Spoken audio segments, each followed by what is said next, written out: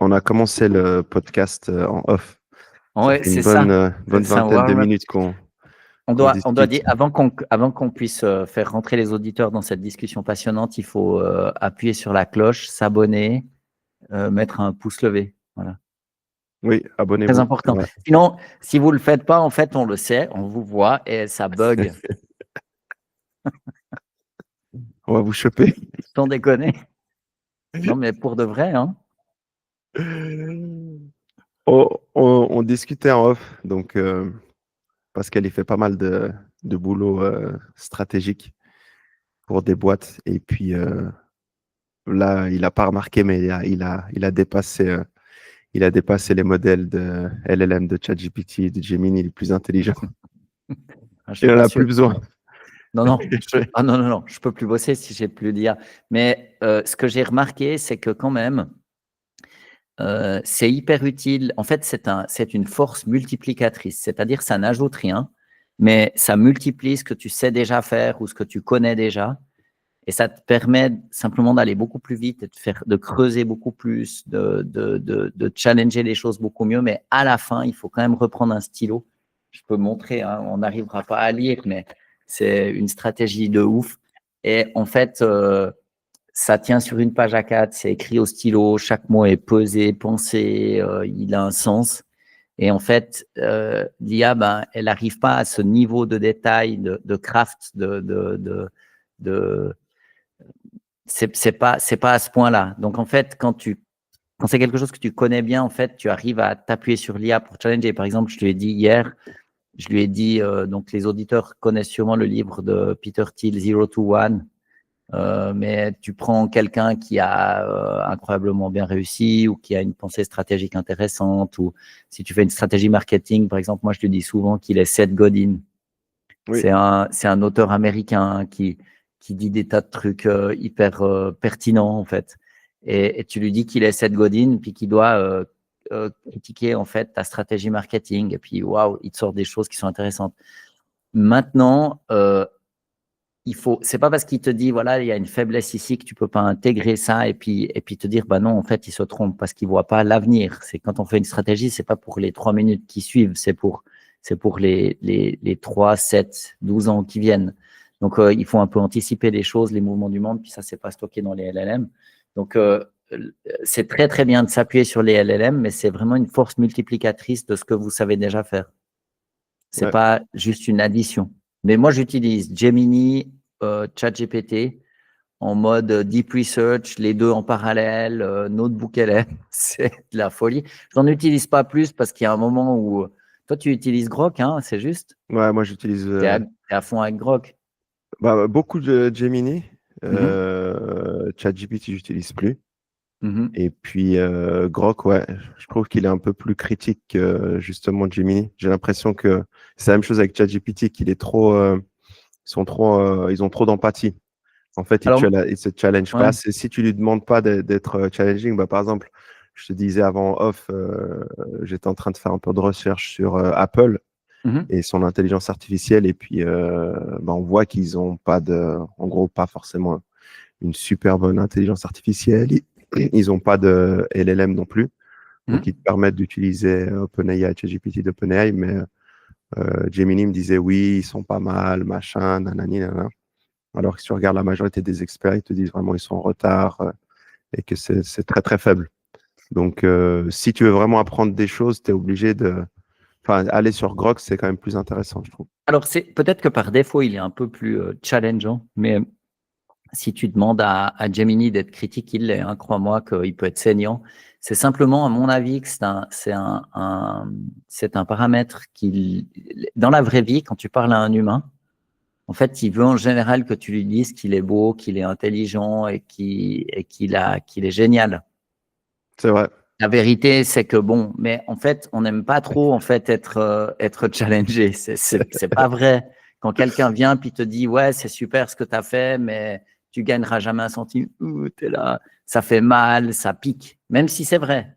Donc, je suis pas sûr que la nature humaine soit constamment en recherche de feedback pour évoluer. Les grands entrepreneurs, ils sont comme ça et ils intègrent tout le temps la nouveauté pour s'améliorer, mais je ne suis pas certain que si tu regardes le 80% des gens, c'est comme ça qu'il faille faire. Du coup, si ton but, c'est en fait de vendre, d'établir une relation, parce que ce qu'il faut voir, c'est qu'OpenAI, leur grand rêve, c'est le film Her, que je conseille alors vivement, qui est très bien. C'est un type qui s'ennuie un peu et puis il commande une IA et à laquelle il parle via son ordinateur et il tombe amoureux d'elle. Et c'est ça qu'ils font. D'ailleurs, ils se lancent un peu dans l'érotisme, c'est très bien. Donc, je veux dire, c'est clair et net qu'ils essayent d'établir une relation. Puis c'est sûr que si tu dis aux gens en fait qu'ils ont bien fait, ben ils t'aiment un peu plus. Et l'usage dont toi et moi on est friands, à savoir d'être remis en question par une IA, il faut vraiment lui demander de te remettre en question et de te challenger, sinon elle ne le fait pas trop. Ouais, bah, je pense que c'est là un des conseils, faites-vous challenger, hein, si c'est pour Ouais. avoir une tape sur l'épaule, surtout dans la partie business, c'est pas le meilleur moyen. Et d'ailleurs, ça me fait penser justement enfin, on parlait justement au démarrage, comme quoi t'as dépassé t'as dépassé le niveau d'intelligence. Mais c'est ce qu'a dit Yann LeCun. Donc, il en parlait, il te disait, on va jamais atteindre le niveau d'intelligence humaine juste en entraînant les modèles sur du texte. Et si on veut justement arriver à cette intelligence humaine, bah, il faut qu'on puisse utiliser des vidéos et tout. Et le problème, c'est que les modèles, ils deviennent enfin, pas dire de plus en plus faibles, parce que comme tu as dit, il y a ta Gemini 3 qui va arriver, ChatGPT 6. Mais en fait, c'est que tu as aussi beaucoup de contenu qui a été créé par des IA. Donc, des IA qui s'entraînent sur du contenu créé par des IA, en fait, ça ne veut plus rien dire. Donc, maintenant, on va tomber dans ce truc où ils vont devoir apprendre sur des vidéos, mais après, on va atteindre la limite, quoi. Donc, c'est encore une bonne chose pour nous. Oui, mais alors, ce que dit Yann LeCun, c'est un peu différent. C'est-à-dire que lui, il dit que, et on peut le croire, puis c'est un des tout meilleurs chercheurs dans l'IA, mais il dit qu'il n'y a simplement pas assez d'informations dans le texte. Si on compare en fait ce qu'un enfant de 3 ans a vu comme vidéo avec le son, ça représente une quantité d'informations qui est beaucoup plus grande, puis ça permet de construire un modèle du monde. C'est-à-dire, si j'ai mon stylo ici, si je le lâche, en fait, il tombe. Et ça, c'est un modèle du monde qu'on a tous dans la tête. Et si tout d'un coup, tu te retrouves sur la Lune, pas comme si on y allait toutes les 20 minutes, mais en fait, tu lâches ton stylo, il tombe plus lentement. Donc, tu dois te refaire en fait un modèle physique différent. Bref, le point, c'est qu'aujourd'hui, les IA, comme elles fonctionnent, elles n'ont pas de modèle du monde, mais Yann LeCun a proposé une architecture qui s'appelle JEPA, je crois. Je crois que c'est ça. Qui permet en fait de construire un modèle du monde. Et puis, il n'y a pas photo. En fait, maintenant, l'IA de Google Gemini, elle va être entraînée sur les vidéos YouTube. Ah oui. C'est d'ailleurs pour ça que les modèles qui permettent de fabriquer des films, ils commencent à respecter ils commencent à avoir un embryon de modèle du monde. Quand tu as un chien qui court dans la neige, tu vois la neige enfin, c'est assez réaliste. Donc, je pense qu'on va y arriver, mais ça prendra peut-être un petit peu de temps. Et puis qu'il y a une bataille d'universitaires, si tu veux, sur quelle est, in fine, la bonne architecture pour arriver à ces intelligences supérieures. Mais bon, ça, c'est un peu une bataille d'experts et je crois volontiers qu'Yann LeCun, il a raison. Moi, il n'y a aucune raison que ce ne soit pas le cas. Et je comprends aussi pourquoi des gens comme Sam Altman et OpenAI n'en parlent pas, parce qu'en fait, eux, c'est qu'une question de pognon. Ils rajoutent des milliards et des milliards et des milliards. Et du coup, quand il faudra une autre architecture pour l'IA, ben, ils la prendront. Ça leur posera aucun problème. Ils seront sans religion de ce point de vue-là. C'est clair. C'est clair. Est-ce que tu as pu utiliser Grokipédia? J'ai essayé, alors j'ai l'anciennement tapé mon nom, Wikipédia. il ne me connaît pas, je l'utilise plus. Tu l'as boycotté? Non, non du tout. Mais je vais l'utiliser, Grokipédia. Toi, tu as utilisé, tu en as pensé quoi? Moi, j'ai trouvé pas mal. J'ai trouvé pas mal. Donc, c'est beaucoup plus moderne que déjà Wikipédia ou Wikipédia, comme vous voulez l'apprendre, enfin le prononcer. Et puis, tu trouves aussi enfin, pourquoi Elon Musk a lancé ça avec XAI, c'est aussi pour avoir un narratif un peu différent, tu vois. Et c'est vrai que Wikipédia, enfin, selon ce que les gens disent, c'est backé par la CIA. Enfin, il y a pas mal de Oui. gens qui écrivent tout et n'importe quoi. Et puis, il y avait quelqu'un qui avait comparé deux versions. Peut-être on va la retrouver, mais deux versions du narratif sur la mort de George Floyd. Tu vois, où tu as une version qui est vraiment assez neutre avec Grokipédia. Et la version de Wikipédia, les premières lignes, c'est tu vois tout ce qu'il a fait de mal, machin, nanani, nanana, tu vois. Et je pense que ça peut être intéressant parce que qu'on l'aime ou qu'on n'aime pas, Musk, il est à fond dans tout ce qui est free speech. On verra ce qu'il va faire par rapport à certains sujets ou apparemment sur, là, il a modifié l'algo sur X. Mais en tout cas, sur Grokipédia, ça a l'air de jouer pour le moment. Ok, ok. Je sais pas si tu l'as ouvert, peut-être on peut le partager rapidos. Ouais, je le partage. Attends. Bim, bim. Je contacte la régie. Je contacte la régie. Voilà, évidemment, j'ai tapé une requête. J'ai dit parle-moi des Porsche 911. Hein, voilà, parce que c'est un sujet qui est vraiment important. Et puis, il est bien, en fait, il te dit tout de suite, il te fait tout de suite la catégorie des Porsche à moteur refroidi par air qui se sont arrêtés en 98, ce qui est évidemment important. Mais c'est pas forcément ça qu'on il parle des séries spéciales RS 70, 73, 74. C'est pas mal. C'est pas mal. C'est T'en pas penses mal quoi en fait. termes de UX? C'est hyper agréable. Je ne sais pas ce qu'ils utilisent comme police, mais c'est très joli. Mm. À la fin, ce qui va faire le succès ou la perte de cette plateforme, c'est à quel point Elon Musk laisse en fait une information non biaisée fleurir. D'accord? Parce que Ouais, Wikipédia, il y a des tas de gens qui ont témoigné, dont Larry Sanger, le fondateur, le cofondateur avec Jimmy Wales de Wikipédia, où il explique qu'en fait, c'est complètement noyauté par toute une série de groupes d'opération. Pas forcément la CIA, mais toute une série de gens, parce qu'il y a maintenant des gens en fait qu'on peut engager. On va regarder ce qu'il dit sur Grok. Il dit rien. Je l'ai orthographié faux. Ah ouais, Grok. C'est un K. Grok. Grok. Je pense que potentiellement, il y a la possibilité que ce soit un petit peu plus neutre que Wikipédia, qui en fait est devenu aussi une question d'argent. En fait, tu peux payer des gens qui vont lutter pour que ta fiche Wikipédia elle soit en ton honneur. Ou alors, il y a des gens qui payent pour que ta fiche Wikipédia elle soit en ton déshonneur. Tu vois? Donc, mm, Wikipédia, c'est un peu un échec en fait de cette démocratie participative en ligne. Parce qu'au départ, ça marchait très bien. Et puis, quand c'est devenu un endroit de référence, ben, évidemment que il y a des gens avec beaucoup de sous qui se sont dit, ben, c'est quand même ballot, il faut qu'on puisse influencer la chose. Donc, c'est un truc qui est bien connu. D'ailleurs, un des cofondateurs de Wikipédia dit que ça vaut plus rien. oui, il l'a dit, ouais, c'est vrai. Il l'a dit. C'est vrai. Et du coup, bon, si le mec, il a fondé ce truc, tu peux quand même lui donner un peu de crédit et puis l'écouter. C'est pas juste. Et ça veut pas dire que tous les articles sont faux. Ça veut pas dire que rien n'est que tout est à jeter. Mais euh, on verra en fait s'ils ont craqué la chose et puis qu'ils arrivent à, à avoir une vue plus neutre. Mais je trouve assez chouette comme idée, ouais. Bon, on verra bien ce que ça donne. En tout Ouais, cas, mais c'est dans le temps. Il va falloir quelques années en fait pour qu'on puisse juger de la qualité du contenu. oui, puis aussi son adoption, quoi. Parce que la Ouais, majorité des gens, ben, ils c'est vrai. n'utilisent pas Wikipédia et ceux qui utilisent pour passer sur une autre plateforme, surtout que Musk est assez contesté. Je sais pas s'il y a beaucoup de gens qui vont lui faire confiance, quoi. Podcast, tu vois, si on met pote là, ouais, c'est quand même pas mal. C'est assez bien en fait, mais je sais pas, est-ce qu'il rédige les articles en live ou bien? Non, tu vois, il te cite les Mm. sources, c'est assez bien.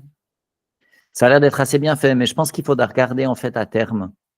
Euh, Qu'est-ce qu'il Ouais. dit? On va essayer.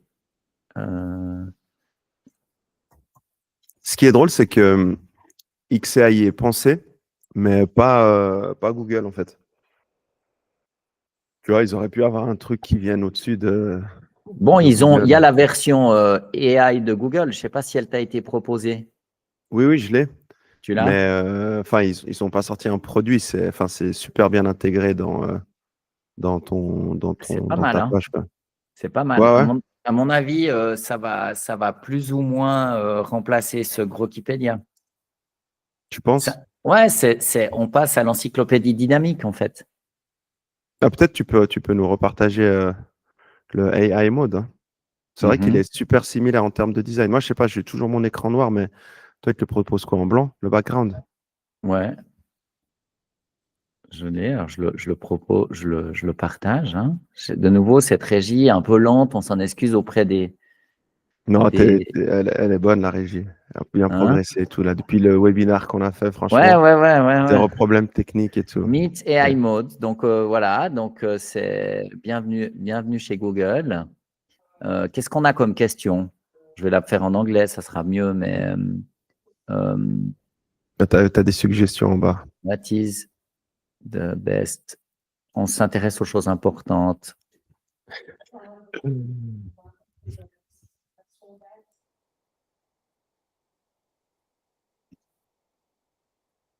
Tu vois, il regarde 74 sites. Il a fait 5 recherches différentes. Il cherche toute une série de choses. Bon, bah, c'est nul. En fait, j'ai des liens.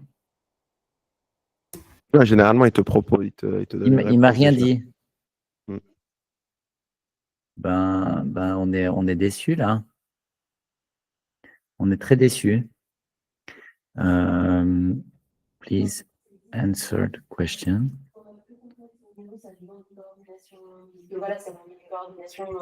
Il recherche.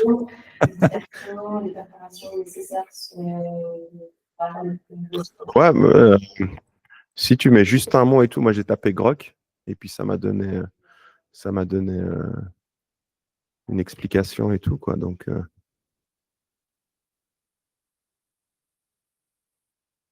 Voilà, il ah, a mais l'air. toi, tu sais pourquoi? Toi, Non? tu dois être t'es sur ton quoi? Ton compte, Ouais. t'es sur ton compte privé, t'es pas sur ton Oui. compte business, c'est pour ça.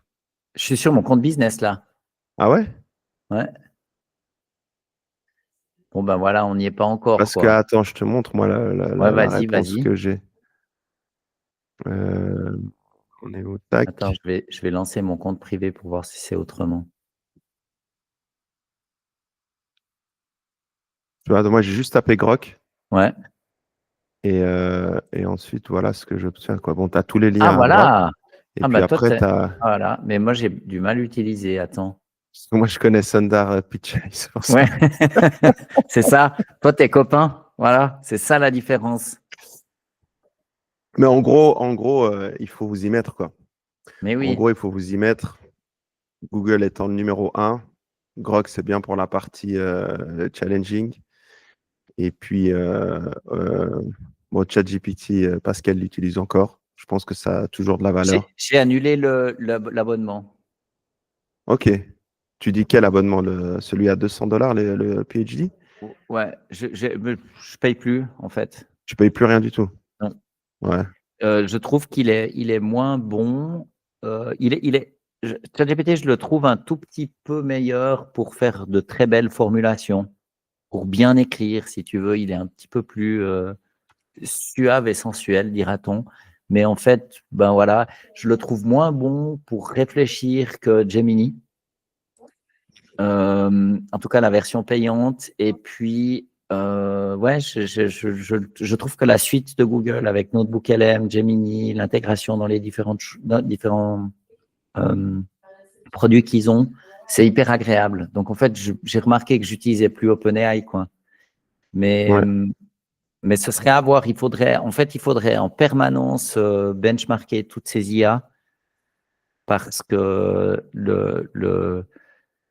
ça évolue très vite, en fait, hein. C'est de mois en mois, si ce n'est de semaine en semaine.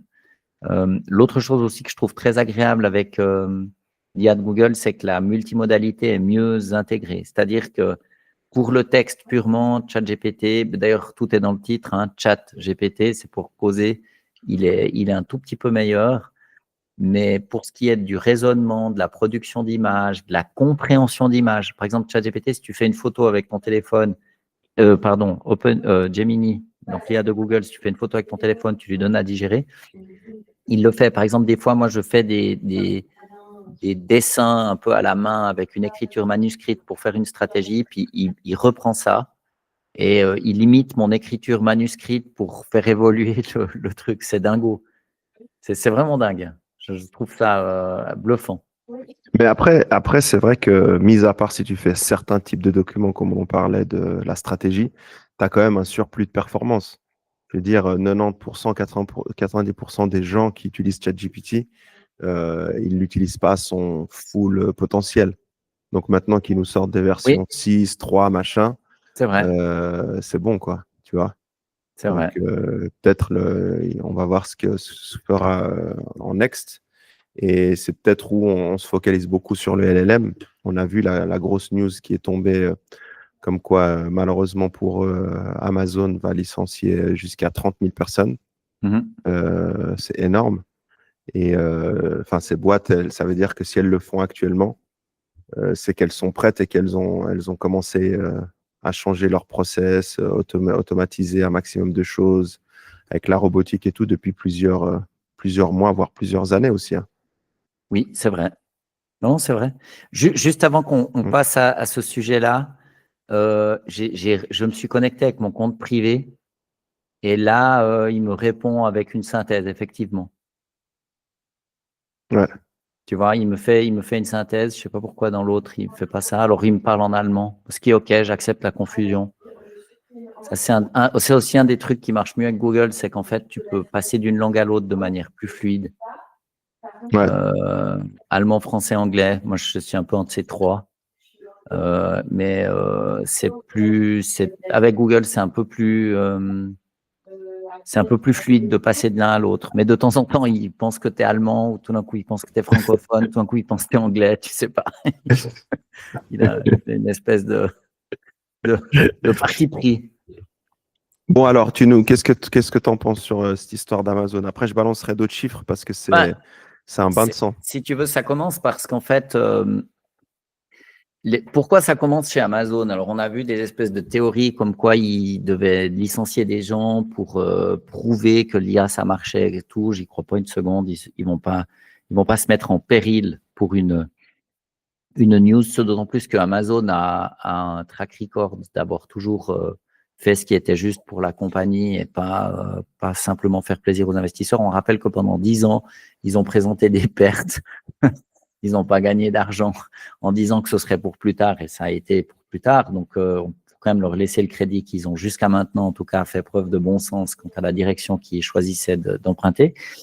Et je pense que maintenant, c'est le début. C'est-à-dire qu'Amazon, c'est une société, ils ont Amazon Web Services qui est le plus grand provider de cloud. Donc, en fait, c'est une société qui est extrêmement digitalisée. Et ça, c'est rare. En fait, il y a très peu de sociétés qui sont très digitalisées. Et le premier step pour pouvoir profiter de l'IA, c'est d'avoir une entreprise qui est très digitalisée. Il ne faut pas juste avoir des PC et utiliser Word, ça ne suffit pas.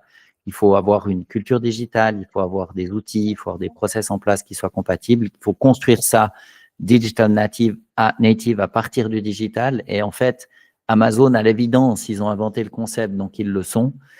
Du coup, ils licencient des gens avant les autres parce qu'en fait, ils sont beaucoup plus digitaux et du coup, ils peuvent faire ces économies d'échelle.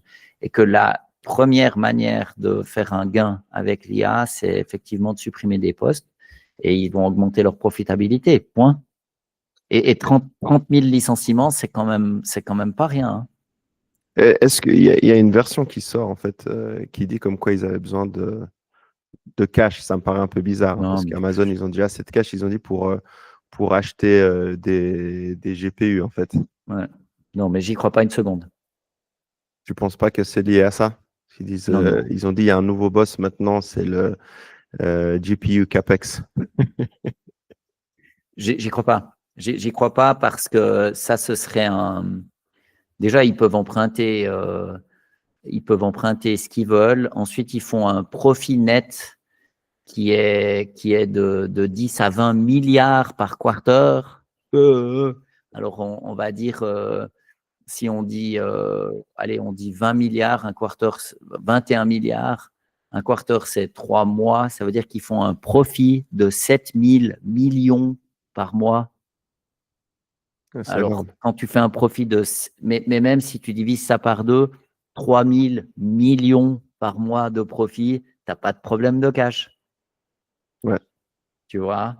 Et puis, non, j'y crois pas du tout. Puis aussi, où ils sont très bons, c'est dans la robotique aussi. Hein. Oui, alors ils sont très bons. Ouais. Et puis en plus, le cash on hands au 30 juin, c'était de 93 milliards. Ça veut dire qu'ils ont un compte bancaire, plusieurs, hein, mais pour dire, hein, pour que les gens se représentent, quand ils se connectent sur ubs.com, ils voient 93 suivi de 9-0. Donc, je veux dire, et puis on nous dit quelqu'un qui a 93 milliards sur son compte, quoi, cash, voilà. Il doit virer 30 000 gueulus pour améliorer, pour pouvoir acheter des GPU. Mais c'est une blague. C'est absolument pas vrai. J'y crois pas une seule seconde. C'est des âneries. Quand tu as 93 milliards de cash sur ton compte, hein, et que tu en génères entre 10 et 20 par quarter, mais ton problème, c'est combien on donne aux actionnaires, où est-ce qu'on investit, etc. Mais en plus, les banques te font des prêts. Si tu as besoin de 100 s'ils avaient 000, voulu. si Amazon a besoin de 100 milliards, il y a des banques qui se prosternent devant eux pour leur faire une ligne de crédit, un prêt, peu importe. Je veux dire, c'est absolument pas le problème. Donc, ils ont accès à tout le capital qu'ils souhaitent. Et ils en ont des quantités phénoménales. Et il faut aussi que les gens se rendent compte, par exemple, on va faire l'exercice. Imaginons que tout d'un coup, Amazon engage Younes et que Younes, pendant les 12 mois qui viennent, ils doivent investir 1,2 milliard, ce qui sonne comme une toute petite somme hein, quand on parle de dizaines de milliards, voire de centaines. Donc, tu dois maintenant dépenser 1,2 milliard en une année, ce qui veut dire investir 100 millions par mois. Mais pour faire des commandes pour 100 millions, mais qu'est-ce que tu achètes? Tu te rends compte la quantité de pognon que ça représente? Donc, il y a des niveaux d'investissement où tu peux plus juste, c'est juste plus humainement faisable. Donc, je ne crois pas du tout qu'ils ont viré ces 30 000 personnes pour des questions de cash. Ils ont fait ça parce que, à mon avis, pour 2 raisons principales. La première, c'est que ça envoie évidemment un signal positif pour les investisseurs parce que tu peux à terme fonctionner avec moins de gens. Voilà. En gros, pour que les auditeurs se représentent les choses, si tu as un team, une équipe de 100 personnes, on va passer à 10. Ouais. D'accord? Pour faire du marketing, pour faire du développement. Si tu as un team de 10 personnes, la réduction, elle est un peu moins grande. Tu vas passer à 3. Alors, on peut expliquer pourquoi. Parce que si tu as moins que 3 personnes pour remplir une fonction, entre les vacances, les maladies, la grippe, les congés paternité, maternité, ben, tu te mets en danger. Donc, tu en as 3. Comme ça, tu en as toujours au moins un qui est dispo. D'accord? Avoir une équipe de moins que 3 personnes, c'est délicat parce que tu deviens très peu résilient. D'accord? Mais si tu as aujourd'hui une équipe de 100 personnes qui fait du développement logiciel, il faut quand même s'imaginer la taille du truc. 100 personnes, c'est beaucoup, hein, c'est déjà des grands logos. Il faut les gérer, il faut du middle management, donc du management intermédiaire, il faut des chefs d'équipe, il faut faire des revues de fin d'année, c'est un boulot de fou. Si tu passes de 100 à 10 personnes, c'est beaucoup plus simple à gérer, tu n'as plus besoin de couches hiérarchiques, tu peux faire ça tout plat. Et puis, tu gardes les 10 meilleurs, ils sont multipliés par l'IA, tu les payes beaucoup mieux, ça te coûte beaucoup moins cher. Et puis surtout, c'est beaucoup plus facile à gérer. C'est beaucoup plus simple de gérer 10 personnes que d'en gérer 100, 1000, 10 000 ou 100 000. Gérer 10 000 personnes, il faut que les gens imaginent. Si tu as 10 000 personnes, essaye de les mettre dans une salle pour faire un apéro. Eh bien, bonne chance. Donc, c'est pas si simple que d'avoir des équipes d'une taille phénoménale. Puis quand tu as des équipes d'une taille beaucoup plus humaine, beaucoup plus petite, tu peux faire plus de choses. Exemple de nouveau qu'on cite souvent, c'est Telegram, ils sont 30 et ils ont 1 milliard de clients. Il faut quand même voir. Et ça, c'est une boîte qui fonctionne. Hein, c'est pas… Donc, ils sont 30 et ils ont 1 milliard de clients. Donc, en fait, tu peux aujourd'hui si tu es AI first, digital first, tu peux servir 1 milliard de clients avec 30 personnes, ce qui est quand même bluffant. Et puis, l'autre truc, c'est que si tu réduis la taille, c'est d'une part plus pérenne et plus facile à gérer, mais d'autre part, c'est beaucoup plus facile de faire pivoter une entreprise si tu as peu de gens que si tu as énormément de personnel. Si tu as énormément de personnel, tu vas faire des conférences à l'interne, tu vas faire des livres blancs pour essayer d'expliquer aux gens où tu vas aller, mais la vérité, c'est que la plupart des grandes boîtes internationales, le patron, il dit quelque chose, puis tout le monde file tout droit. C'est un peu comme une voiture, plus elle est lourde, plus tu as de l'inertie qui t'amène en fait dans un endroit, un peu comme, je sais pas, les gens qui ont déjà conduit un bateau, un très gros bateau, tu tournes le gouvernail, bon, ben, il se passe pas des masses, pas grand-chose. Il y a un retard, en fait. C'est moins agile, c'est moins fluide, ça change de direction beaucoup moins vite. Et je pense que dans un moment où la géopolitique change, où la technologie change, où on sent clairement qu'on est avec un taux de changement qui est complètement fou, tu as besoin de gagner en agilité, puis du coup, d'essayer de réduire la taille, ça te permet d'être plus dynamique. Donc, tu augmentes ta résilience, tu es plus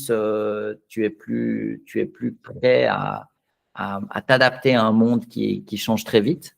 C'est le premier point positif. Tu fais plaisir aux actionnaires, ton action, elle monte, c'est jamais désagréable. Et puis, à terme, tu as une entreprise qui est beaucoup plus facilement gérable, même si tu changeais d'aventure, pas de direction, parce que tu as simplement moins de monde et que c'est plus facile à gérer. Est-ce que tu penses aussi que certains dirigeants, en fait, ils voient que ça licencie dans tous les sens, toutes les boîtes. Là, on passera en revue les chiffres. Est-ce que tu te dis, comme Elon Musk a fait quand il est arrivé chez Twitter, donc chez X, où il a viré énormément de gens et qu'on se dise, oui, il y a de l'IA, mais il y a aussi en fait des gens où on sait pertinemment qu'ils ne bossent pas, quoi. Moi, je sais, voilà, je connais des personnes qui sont dans certaines boîtes, dans des banques et tout, et qui me disent, en gros, je travaille 20 minutes par jour ou 1 heure ou 1 heure et demie. Et qu'en fait, maintenant, tu as cette pression où tu dois licencier, quoi. Ce qu'on le voit à UPS, 48 000, Amazon jusqu'à 30, Intel 24, Nestlé, on a parlé la semaine passée, 16, Accenture, etc., etc. Non, il faudrait regarder chaque cas en particulier. Alors, il y a certainement une partie des entreprises qui se disent, bon, ben voilà, c'est la mode, tout le monde. Mais les gens qui font ça, ils vont le payer très cher parce qu'il faut, déjà, avant de licencier quelqu'un, il faut bien réfléchir parce que c'est dur de se faire virer. C'est quand même pas le truc le plus agréable du monde. Donc, les gens qui dirigent des boîtes sans aucune valeur et sans respect pour les employés et l'humain, à terme, ils disparaîtront parce que tu construis rien d'intéressant si tu méprises les gens. Je n'y crois pas une seconde. C'est un truc à court terme, quoi. C'est petite vue. C'est le contraire de De Gaulle. De Gaulle, il disait, il faut viser loin, viser haut, voir grand, viser haut, juger large. Il a raison. En fait, il faut être comme ça un peu généreux. Et du coup, il n'y a plus personne qui va vouloir aller travailler pour une entreprise qui méprise les gens. Donc, en fait, s'ils le font par imitation, ça leur portera préjudice à terme, je le pense. Après, il faudrait regarder chaque cas. Si on regarde ta liste, là, elle est intéressante. UPS, je m'imagine que UPS, il peut y avoir 2 facteurs qui justifient ça. À mon avis, le premier, c'est qu'en fait, ils sont en train de couper dans l'administratif. Tous ces gens qui font un suivi de paquets pour savoir où il est passé, qui répondent aux clients mécontents ou qui s'enquièrent de savoir où est leur paire de lunettes qui a été envoyée par UPS, maintenant, ce sont des IA qui le font. Donc, ça, en gros, c'est l'IA. Ce qui est possible aussi, c'est qu'UPS, ils envisagent, ils anticipent le fait qu'ils vont envoyer moins de paquets en Chine et puis qu'ils coupent une partie de leur business, ce qui est autre chose, si tu veux. Là, ça veut dire qu'ils s'adaptent à la nouvelle donne géopolitique. J'ai aucune idée, c'est simplement, je conjecture. Amazon, à mon avis, c'est un peu du même acabit, mais je pense que c'est énormément de postes qui sont liés à l'IA, peut-être aussi à la nouvelle géopolitique. Intel, eux, ils sont ils sont. La mouise. Mais c'est terrible, quoi. Intel, ça a été le grand leader des chips. Vous en avez un dans votre PC où vous avez certainement, ça fait 20 ans que vous utilisez un ordinateur qui a un chip Intel, puis les mecs, ils se sont endormis. Ils avaient le modèle intégré où non seulement ils designaient les chips, mais ils faisaient les fabs, donc ils les fabriquaient aussi. Donc, ils faisaient toute la chaîne. Mais ben voilà, ils sont mal. Nestlé, ben, évidemment, parce que Nestlé, il faut s'imaginer, ils vendent des produits, donc de la nourriture, enfin des produits oui, qu'on consomme, qu'on mange ou qu'on boit dans allez, une centaine de pays. Tu t'imagines l'armada d'administration qu'il faut. Donc, c'est normal qu'ils le fassent parce qu'ils vont devenir beaucoup plus agiles, ils vont proposer un meilleur service et ça leur coûtera moins cher. Accenture, ils ont… Juste sur Intel, j'ai vu une news comme quoi le gouvernement américain est devenu le plus grand shareholder, donc avec 10% de part de la boîte. C'est Mais non. ce qui les sauve, ouais. Ouais. Waouh. Ouais. Ben, dingo. Je sais pas si tu vois mon truc, non, tu vois pas. C'est du capitalisme d'État. Ils ont réinventé le communisme. Ah, Intel, ouais. Ouais. Oui, mais vois, Intel, ils étaient au bord du précipice. Gouffre, hein. ouais. Tu vois, ils ont dit, voilà, donc… Les prochains, c'est Boeing. Ouais. Mais voilà, donc les cas sont tous un peu différents. Hein. Ford, ben voilà, ça fait longtemps, ils n'arrivent pas à prendre le virage électrique. Novo Nordisk, qui font des médicaments, ils avaient notamment ce truc pour faire maigrir. Tu sais, tu te fais une petite piqûre et puis tu perds des kilos, qui était aussi employé. Ouais. Non, c'est peut-être pas eux alors, sinon… Si. C'est eux, ok. Si. Okay. Et ils ont merdé. J'ai lu rapidement un article le jour où ils expliquaient qu'ils avaient le lead du marché puis qu'ils ont pas été bons. PwC, bah, c'est la même chose qu'Accenture. Microsoft, c'est similaire à Mais alors attends, Amazon. PwC, je pense que c'est intéressant de s'arrêter parce que ils ont cette partie où ils font du consulting stratégique, etc. Ça, c'est vraiment très compliqué. Et j'ai pas mal d'amis qui sont dans les Big Four et tout. Même McKinsey, ils ont des problèmes, mais ils ont la partie assurance où ils font de l'audit et tout. Et ça, pour toi, ça va être remplacé aussi par l'IA? Alors, ça l'est déjà en partie. Typiquement, PwC, ils ont deux grands business. Un business, c'est les chiffres. Donc, tu as une grande entreprise internationale, tu dois avoir quelqu'un qui te fait ta compta, puis quelqu'un qui fait la révision, qui vient dire si les comptes sont bien tenus, etc., etc. Ça ne va pas disparaître. Il faudra toujours des humains qui vont venir vérifier, mettre en place des plans, etc., etc. Donc, j'ai aucun souci pour ça. Ça va. Ils vont changer d'époque parce qu'en fait, l'IA, par exemple, dans le domaine de la révision, va avoir la capacité d'examiner chaque pièce. Quand tu fais de la révision, tu prends, tu dis bon bah montrez-moi cette facture, montrez-moi ceci, montrez-moi cela. Tu vois, tu piques pick and choose. L'IA, elle va pouvoir tout vérifier puis te sortir en fait toutes les choses qui ont l'air chelou. Mais n'empêche qu'après, il faudra quand même quelqu'un qui comprenne ce que ça signifie pour en évaluer est-ce que c'est problématique ou est-ce que ça pose aucun problème? Est-ce que c'est un détail? Comment tu fais ça? La comptabilité, contrairement à ce que les gens imaginent, c'est pas du tout une science exacte. Hein. C'est une science aussi de l'appréciation, la révision aussi. Donc, c'est trop important d'avoir une compta qui est bien tenue, des finances qui sont bien tenues et une révision qui est fiable. Donc là, il va continuer à avoir des gens très pertinents et très forts. Je n'ai pas trop de soucis, mais il y aura peut-être moins de gens, c'est possible. La deuxième chose, c'est le consulting. Bah là, de manière similaire à McKinsey, etc., ça va beaucoup changer et beaucoup évoluer. Et que ce soit pour PwC, que ce soit pour la partie financière, la tenue des comptes, la révision, ou pour le consulting, ce qui est en train de se passer, c'est qu'en fait, l'IT, qui avant était une fonction périphérique des entreprises, arrive au centre. L'IT, maintenant, c'est le centre de gravité d'une entreprise, quel que soit ton domaine. Et du coup, ça va être un très gros changement pour eux. Alors, ce qu'ils ont pour eux, c'est une marque qui est phénoménale et des gens qui sont brillants, aucun doute. Ce qu'ils ont contre eux, c'est qu'en fait, faire évoluer une société qui a 10 000, 100 000 ou 300 000 personnes, c'est hyper dur. Hyper dur. Et ce qui va se passer, c'est que tu vas avoir des gens très brillants chez PwC qui vont lancer une spin-off, une start-up. Tu vas avoir des gens dans le consulting chez PwC qui vont se lancer et qui seront tout à fait en capacité de concurrencer en fait un géant pareil. Parce qu'à l'époque où il n'y avait pas l'IA, tu avais besoin de tes 1000 juniors. Tu vois, quand tu avais un mandat, ben, il fallait 3 juniors qui vont travailler le samedi, qui font des pauvres points, etc., etc. Tandis que, bon, ben voilà, maintenant, peut-être tu en as besoin de 1 ou 2, mais pour plusieurs projets. Donc, c'est plus du tout les mêmes échelles. Et ce qui change fondamentalement, c'est que dans l'économie du savoir, quand tu traites de l'information, quand tu traites des bits, tu as la masse, tu as plus besoin d'avoir une masse de gens pour le faire. Et ça c'est un gros changement parce que ça veut dire que PwC, qui était une immense entreprise pyramidale, ben, il devrait se réinventer complètement. Puis j'ai beaucoup de respect pour eux parce que c'est très, très difficile à faire. Les gens ne se rendent pas compte. Ce n'est pas que PwC, ce sont des dômes, ils sont brillantissimes. C'est juste que de faire changer un truc aussi vaste, aussi énorme, c'est très, très difficile. Très difficile. C'est vrai.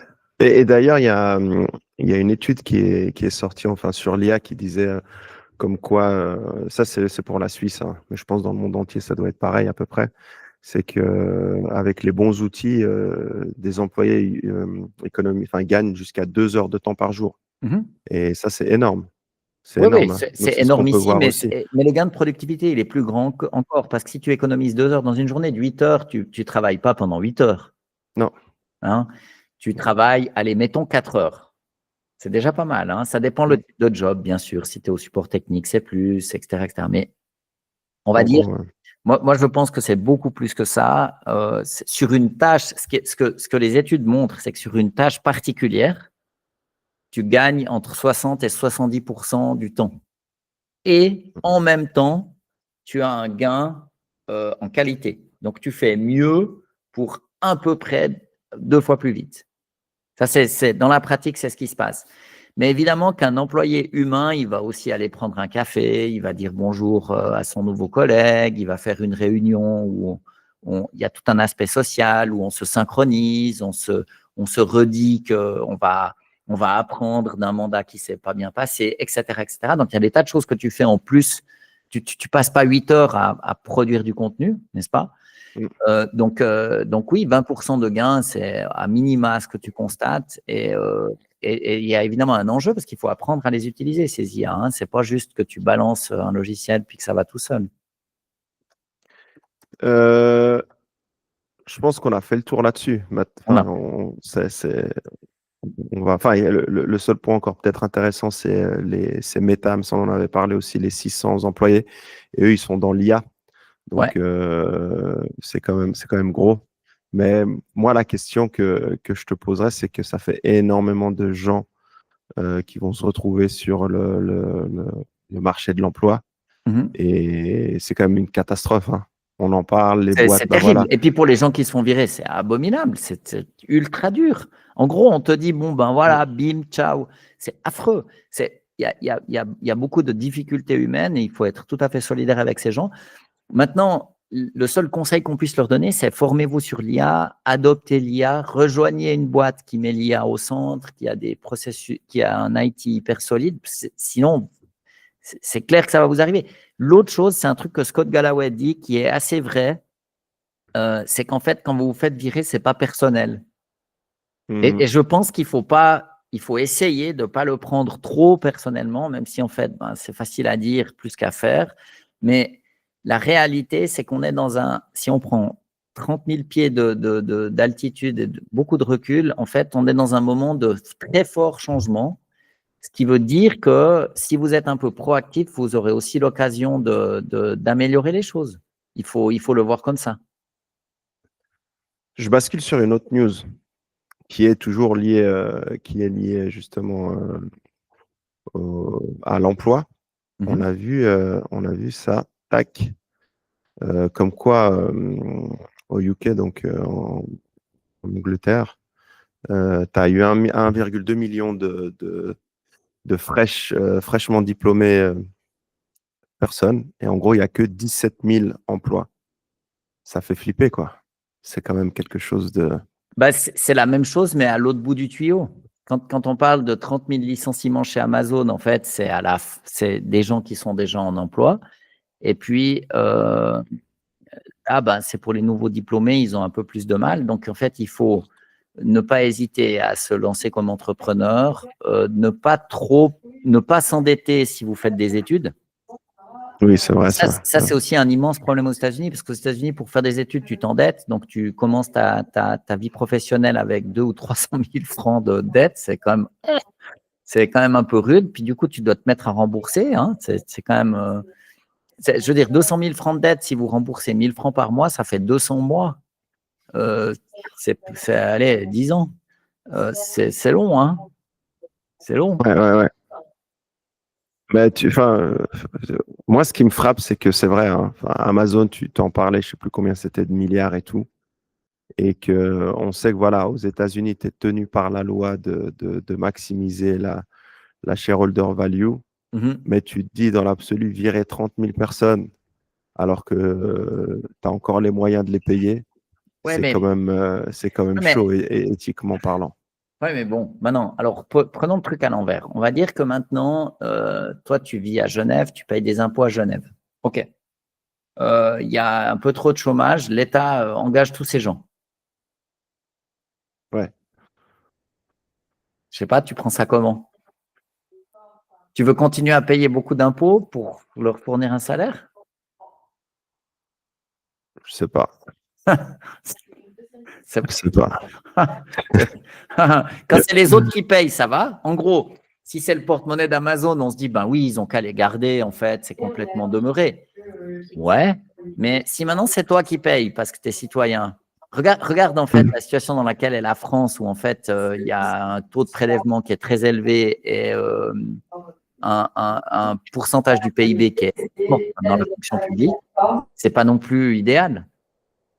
Après, tu te dis, c'est que, regarde, et c'était une blague, hein, tu avais quelques mimes sur X, où ils te disent, bah, justement, si maintenant on vire tout le monde, qui est-ce qui va passer les commandes pour…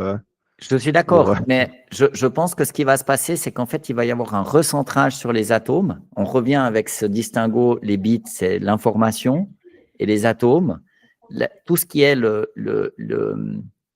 la manipulation des informations, les synthèses, etc., tout ce qui est du domaine des idées, en fait, là, il va y avoir une réduction du nombre de gens impliqués, parce qu'en fait, ce seront des gens super brillants, multipliés par l'IA et de petites équipes.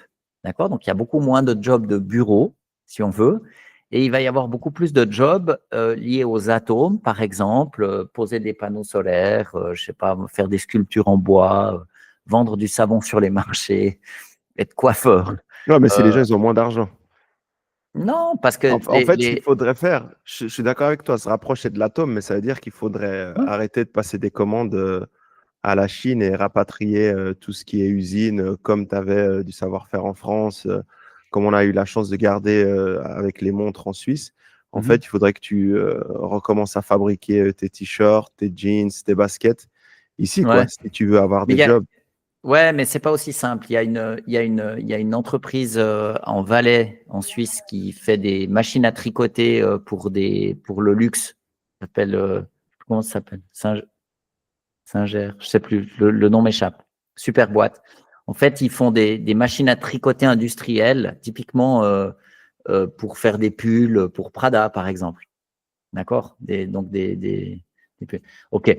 Alors, les mecs, ils sont super mal, ils vendent plus trop de machines. Ils ont comme client que l'industrie du super luxe qui, bon, ben, ces machines, elles sont increvables, quasi éternelles. Donc, ils en vendent une fois une et puis les mecs, ils l'utilisent ad vitam aeternam. Et puis, qui veut s'acheter un pull à 600 €? Le patron de cette entreprise disait dans une conférence hier, si vous avez payé votre pullover moins de 600 €, il n'a pas été fait par une de nos machines. Ben, moi, je n'ai pas de pull fait par une machine dans le Valais. Alors maintenant, est-ce qu'il faut faire que des pulls? Évidemment, il y a la logique de dire on va faire que des pulls super haut de gamme, etc., à 1 000 €. Je ne te dis pas si tu renverses un café ou de la sauce tomate dessus, comme t'es mal. Mais est-ce que les gens vont surinvestir à ce point-là dans l'habillement et on va revenir à la robe du dimanche? Je ne suis pas tout à fait sûr, si tu veux. Je ne crois pas qu'en fait, on puisse simplement revenir en arrière. Je pense qu'il faut être dans la fluidité et l'adaptation. Et il y a tous les pays du monde se sont dit, ah ben on va essayer de réindustrialiser, on réindustrialise. La France essaye depuis très longtemps. C'était aussi un peu le projet de Macron. Bon, ben, ça n'a pas porté ses fruits. Trump, il essaye en mettant des tarifs douaniers. Je ne crois pas qu'il va y arriver très bien. Jusqu'à preuve du contraire, Intel, en fait, ils ont des fabs aux États-Unis et en fait, le gouvernement a dû prendre 10% parce qu'ils s'en sortent pas et qu'ils sont en train de mourir. C'est pas aussi simple que simplement le dire. Ça suffit pas. Est-ce qu'il y a que les Chinois qui sont bons alors dans l'industrialisation? Non, c'est pas ça que je veux dire. Ce que je veux simplement dire, c'est que il faut pas cette espèce d'idée de la souveraineté où on fabrique tout chez soi. On en avait déjà parlé, mais si tu prends la France, tu dis bon ben il faut que ce soit made in France. Ok, mais le minerai de fer, il vient pas de France, le coton, il vient pas de France, il y a plein de choses qui viennent pas de France. Alors après, on dit non, la France, ça suffit pas. Il faut en fait qu'on fasse que tous nos pulls, nos t-shirts, nos écouteurs, nos ordinateurs, ils soient faits dans la Creuse.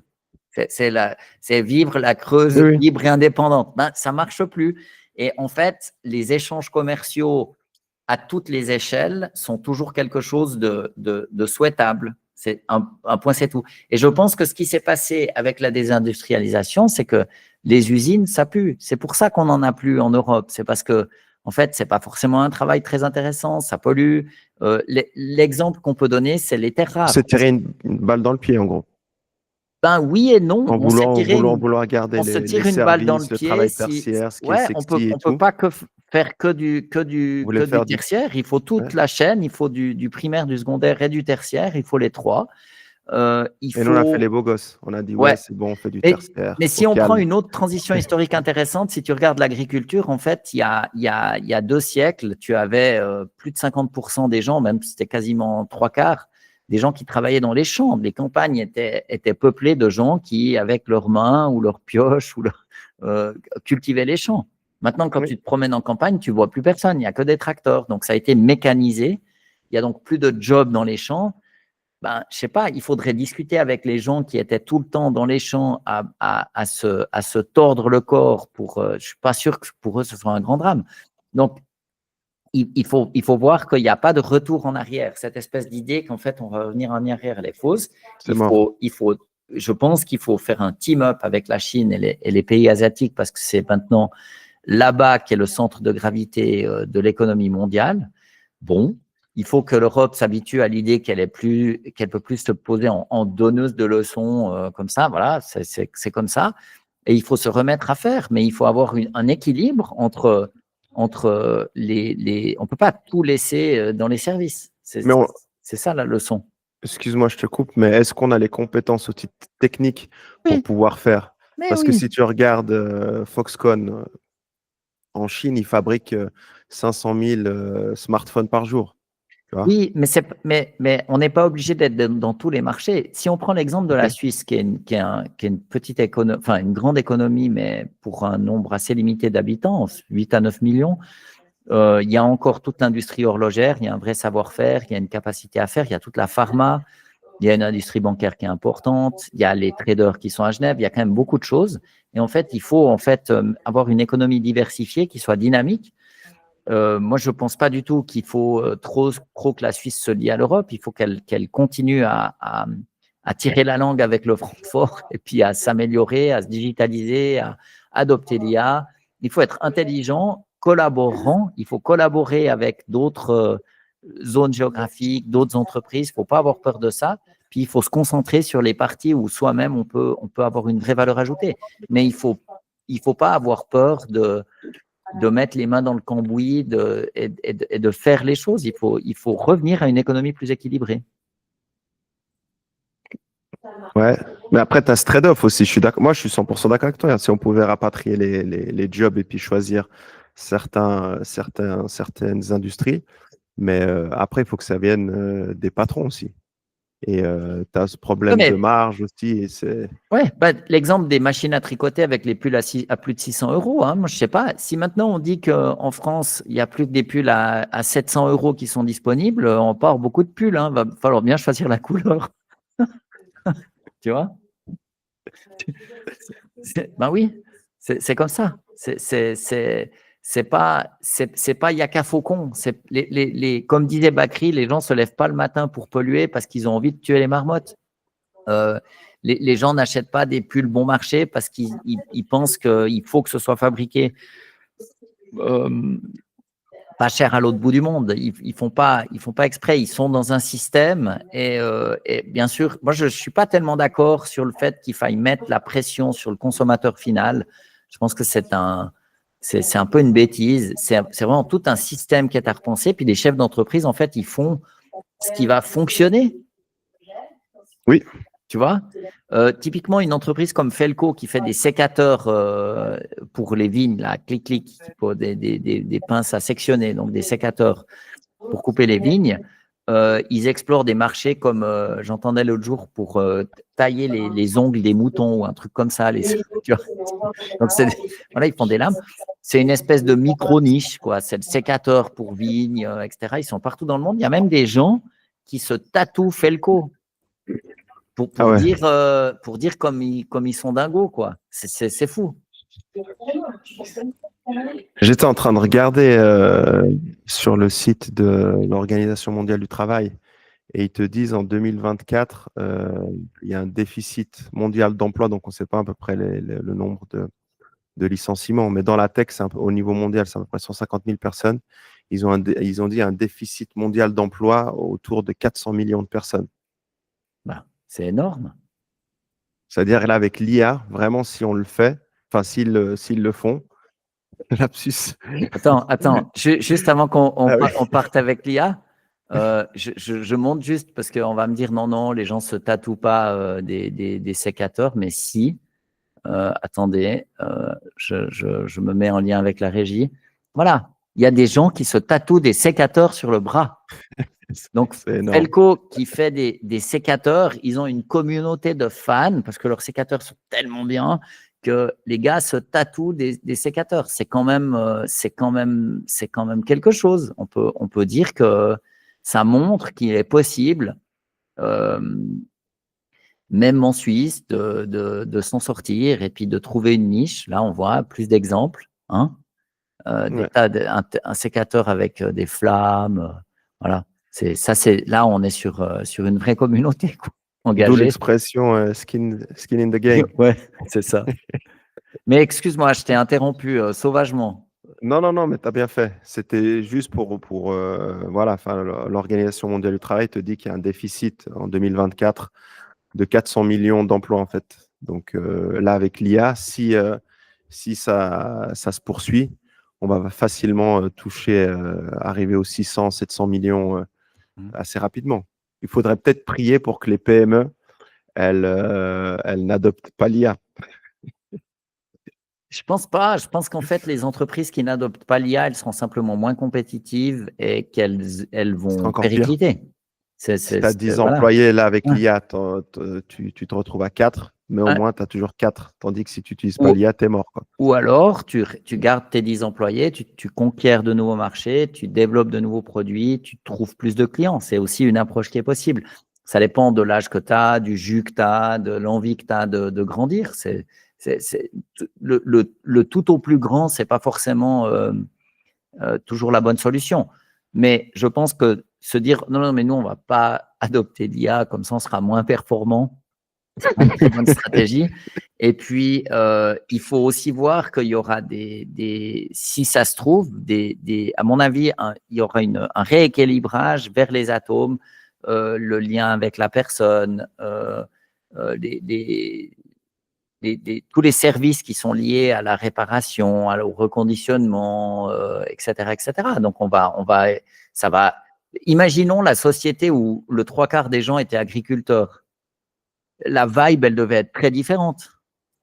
Tu vois, il y avait beaucoup moins d'enseignants, il n'y avait pas d'assureurs, il y a des tas de métiers qui ont été inventés. Il n'y a rien qui nous dit qu'en fait, on ne va pas réussir aussi à se repositionner. Je prends toujours cet exemple que j'aime bien. Les échecs, en fait, on a définitivement perdu face aux ordinateurs, mais il y a plus de gens qui jouent aux jeux d'échecs que jamais. Ce n'est pas parce qu'on ne gagne plus aux échecs face à la machine que le jeu est devenu moins intéressant. Puis c'est vrai que nous, on le voit avec les personnes qu'on aide et là, on discute et on interagit pas mal avec beaucoup d'avocats. C'est vrai que tu as beaucoup d'études qui ont intégré l'IA, mais c'est pas forcément qu'ils licencient. Justement, ça leur laisse plus de temps pour passer du temps avec le client, pour trouver d'autres business, Mais etc.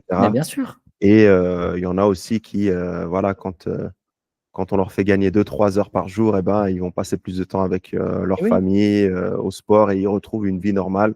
Ouais. Où avant, ils passaient 12 heures dans l'étude, bah là, ils en passent plus que 8, 9 et ça va très bien. Et moi, j'ai aussi vu le contraire, où en fait, il y a des fois des gens qui te disent: «Ah mais mon Dieu, j'ai le temps de rien, je dois passer 12 heures par jour à bosser», puis en fait, ils adorent ça. C'est vrai. Donc je pense qu'on va arriver dans un moment qui va être un peu plus honnête.